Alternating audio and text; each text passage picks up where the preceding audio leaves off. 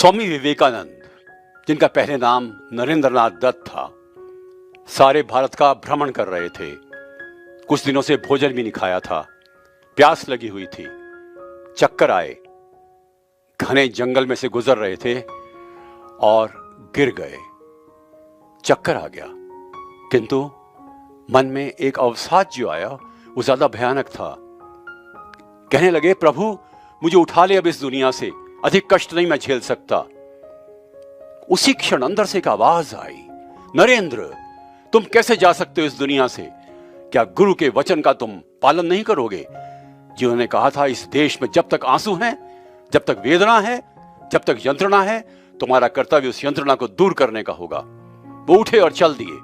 मुख्य प्रश्न ये है, ये आवाज किसकी थी? गुरु की तो नहीं थी, स्वयं विवेकानंद की थी, अंतःकरण की थी, अंदर की आवाज थी जो हम सब में है।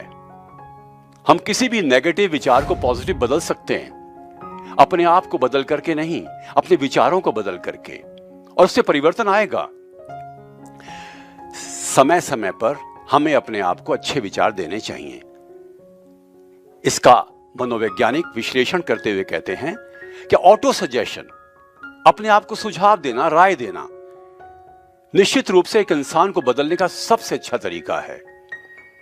एक किताब है मैक्सवेल माल्ट्स की, साइको साइबरनेटिक्स। वो कहता है जैसे जैसे तुम सुंदर विचार अपने मन को दोगे, वैसे तुम बनते चले जाओगे। और इसलिए जरूरी है कि हम ऑटो सजेशन को समझें। सवेरे उठें तो ईश्वर को धन्यवाद दें और कहें, I am grateful, I am useful, I am cheerful, I am hopeful, I am thankful, I am fruitful, I am wholesome. मैं आभार व्यक्त करता हूं ईश्वर के प्रति, धन्यवाद देता हूं सबको। मैं पूर्ण हूं, मैं प्रसन्न हूं, मैं हर समय पर आशा से पूरी तरह से परिपूर्ण हूं। मेरा जीवन सुंदर है और भविष्य भी सुंदर है।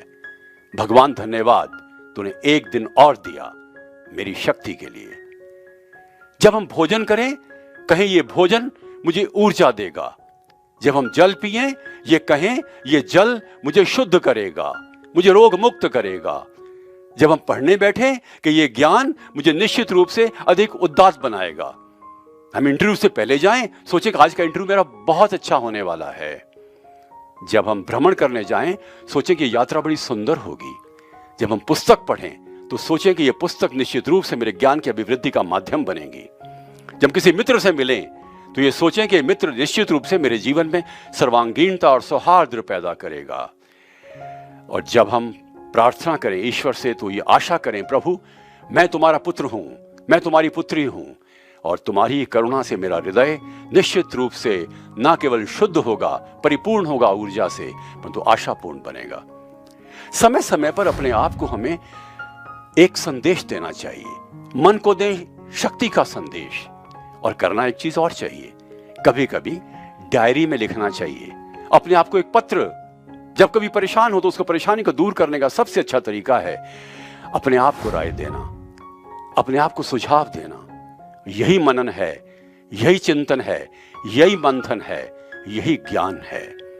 हम अपने आप से बात करना सीखें, सुने मन की बात, जहन की बात, आत्मा की बात, और निश्चित रूप से यह शक्ति हमें परिपूर्ण करेगी, आगे बढ़ने के लिए ऊर्जावान बनाएगी।